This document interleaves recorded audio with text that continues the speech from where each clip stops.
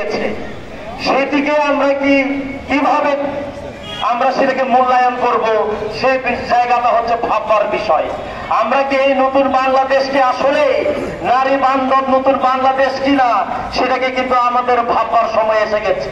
আগুন চলছে, এই যে এইসব এই ধরনের দর্শন, এই ধরনের আমার বোনের খরচা কেন